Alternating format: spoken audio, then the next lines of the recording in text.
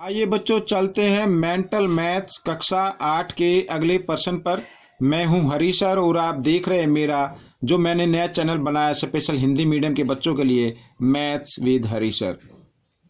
बच्चों, इस चैनल को शेयर कीजिए, ज़्यादा से ज़्यादा अपने सभी दोस्तों को बताएं, घर में बताएं, आस पड़ोस में बता दें। बच्चों, बहुत ही आपको अच्छा लगेगा। एक बार आप देखें, आपको कोई भी शिकायत रहती है या कोई भी कमी रहती है या कोई भी सुझाव रहता है तो प्लीज़ मुझे कमेंट्स बॉक्स में ज़रूर लिखें। ठीक है, मुझे आपके सभी कमेंट्स का इंतजार रहेगा। तो यहाँ पर बच्चों हम जो करने वाले हैं वो है प्रश्न नंबर 13। आप देख पा रहे हैं, लिखा है कुछ कार्डों पर 10 से 100 तक की संख्याओं को अंकित किया गया है। 10 से 100 तक। यादृच्छा एक कार्ड निकालने पर 7 का गुणज आने की प्रायिकता ज्ञात कीजिए। ठीक है बच्चों, अब मैं आपको बताता हूं कैसे करना, कैसे 7 का गुणज निकालना हमें। तो यहां पर देखो, एक बार लिख लेते हैं प्रश्न 13। अब जब 10 से लेके हम 100 तक गिनती लिखते हैं बच्चों, 10 से लेके 10 को भी लिखना है, यानी कि 10, 11, 12, 13 इस तरीके से हमें गिनती लिखनी है। और यहाँ पे 99, फिर 100। तो जब आप ऐसे गिनेंगे ना तो ये कुल नंबर आएंगे, कुल संख्याएं आएंगी। कुल संख्या जो मैं बोलता हूँ या कुल संभावित परिणाम जो होंगे वो होंगे बच्चों यहाँ पर 91। ठीक है, वो कितने होंगे? 91 होंगे। अब कैसे होंगे मैं बताता हूँ। अब 10 को मान लीजिए हटा दीजिए। अब 11 से लेके 100 तक जो नंबर होते हैं वो होते हैं 90 और 10वां मिलाकर हो जाता है 91। ठीक है, अब इसमें लिखा 7 के गुणज। 7 के गुणज, अब 7 के गुणज तो बच्चों ये होते हैं, देखो मैं यहाँ पर लिखता हूँ 7 एकम 7, 7 दूनी 14, 7 21, 7 चौक 28। जो 7 के पहाड़े में आते हैं वो 7 के गुणज होते हैं।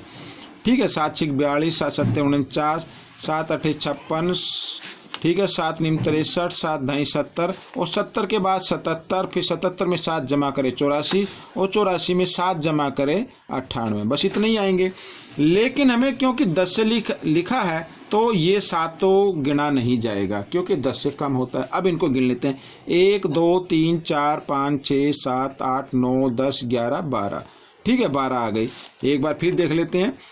14, 7 21, 7 चौक 28, 7 5 35, 7 6 42, 7 7 49, 7 8 56, 7 9 63, 7 ढाई 70 और 70 में 7 जमा किए तो कितना आता है? 77 आता है। 77 में 7 जमा किए 84 और 84 में 7 जमा करेंगे 91 आएगा बच्चों यहाँ पर, फिर आएगा 98।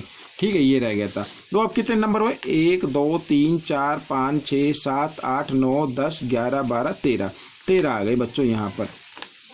ठीक है, तो यहाँ पर ये आ गया यहाँ पर। तो अब मैं यहाँ पर इसको अच्छे से करता हूँ, ये तो आपको भी रफ में कर लेना है।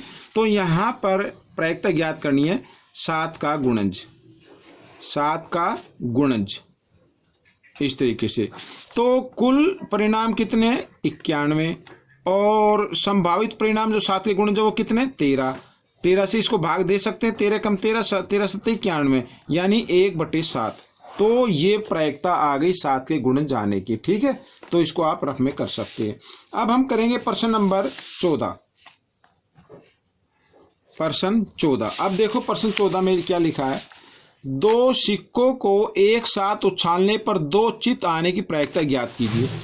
2 सिक्के, अब 2 सिक्के अगर 2 रुपए का सिक्का ले लो, 5 का ले लो, 10 का ले लो, तो 2 सिक्कों को उछालेंगे तो या तो दोनों बार आएगा हेड, या एक बार हेड एक बार टेल। ठीक है बच्चों, या दोनों बार टेल आएगी, या एक बार टेल और एक बार हेड। यही संभावना है, यही परिणाम आएंगे। ठीक है, तो कुल संभावित परिणाम कितने हैं यहां पर मैं लिख लेता हूं। कुल संभावित परिणाम है, कुल संभावित परिणाम आते हैं 4। ठीक है, कुल संभावित परिणाम कितने? 4। और चित आने की, चित इसको मान लीजिए। ठीक है, चित आने की संभावना, चित आने की संभावना कितनी है बच्चों? एक बार आएगी ना यहां पर। तो अब इसको, जैसा कि मैंने कहा, इसको आप रफ में कर सकते हैं और अच्छे से यहां पे लिख सकते हैं। प्रायिकता ज्ञात करनी है। ठीक है, चित आने की, तो बच्चों कुल संभावित परिणाम 4 है और चित आ सकता है एक बार। अगर 2 सिक्कों को उछालेंगे ना तो एक बार आ सकता है। ये प्रायिकता आ गई। ठीक है बच्चों, प्रश्न नंबर 14 भी हो गया। अब हम करेंगे प्रश्न नंबर 15 को पढ़ लेते हैं बच्चों। यहाँ पर देखो, 2 पासों को एक साथ उछालने पर समान संख्या आने की प्रायिकता ज्ञात कीजिए। अब आपको ध्यान होगा ये प्रश्न मैंने प्रश्न नंबर 5 में किया था। ठीक है, अब मैं आपको दिखाता हूँ, मेरे पास अभी भी रखा हुआ है, ये रखा, देखो यहाँ पर ये प्रश्न नंबर 5 था। ऐसे 2 पासों को एक साथ उछाला है तो संभावित परिणाम आ रहे हैं बच्चों इसमें 36। ये देखो 36 आ रहे हैं, देख रहे हैं, ये वाला 36 आ गई है। अब इसमें लिखा समान संख्या, समान संख्या यानी ये समान हो गए 1 1, 2 2, 3 3, 4 4, 5 5 और ये 6 6। कितने हैं? 1 2 3 4 5 6। ठीक है, 6 बार आएंगे। तो इसको अब हम करते हैं बच्चों यहाँ पर एक नए पेज पर। तो ये तो देख लिया ना कुल कितनी संभावनाएं हैं अगर उछालते हैं तो वो है 36। ठीक है, आइए इस पर मैं करके दिखाता हूँ। यहाँ पर प्रश्न 15। ठीक है, कुल संभावित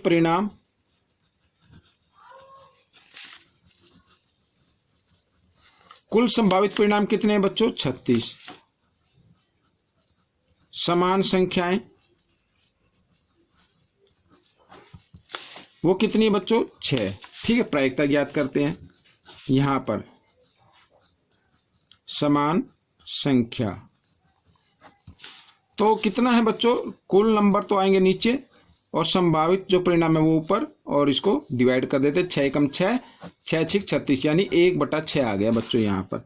तो ये प्रश्न नंबर 15 आपका हल हो गया। ठीक है, अब हम करेंगे प्रश्न नंबर 16। ठीक है, प्रश्न नंबर 16 करेंगे। देखो लिखा है, रवि ने पिछली 4 पारियों में क्रमशः 12 92 20 16 रन बनाए। रवि का औसत रन बताओ, औसत रन बताना है। ठीक है, बिल्कुल आसान है। प्रश्न 16 तो लिख लेते हैं। यहाँ पर जो उसके 4 पारियों के रन हैं, 4 पारियों के क्रमशः रन। ठीक है, 12 हैं, 92 हैं और क्या है 20 है और 16 है। तो इनका औसत बताना है। औसत बताने के लिए आपको क्या करना पड़ेगा? इन सबको जमा कर देना है। ठीक है, आइए 12 जमा 92 जमा 20 और जमा 16। और कितनी बार लिखा है? 1 2 3 4, 4 से इसको भाग दे दीजिए, औसत आ जाएगा आपका 6 0 2 2, 6 2 8 और 2 10, 10 की 0 हासिल 1। ठीक है, अब यहाँ पर ये दाएं वाला अंक देखते हैं। 1 और 2 3, 3 और 9 12, 12 और 1 13 और 1 14, ये आ गया बच्चों यहाँ पर। ठीक है, 4 से इसको भाग देते हैं। अब 4 एकम 4, 4 तिये 12। ठीक है, और 2 बच गए 0, ये हो गई 20 हो गया, 4 पंजे 20। तो औसत कितना आ गए बच्चों? 35 रन की आ गई। ठीक है, एक पारी में औसत उसने 35 रन बनाए हैं। तो ये प्रश्न भी हल हो गया। आपको ये प्रश्न कैसा लगा मुझे जरूर बताना। मिलते हैं अगले पार्ट में, तब तक के लिए धन्यवाद।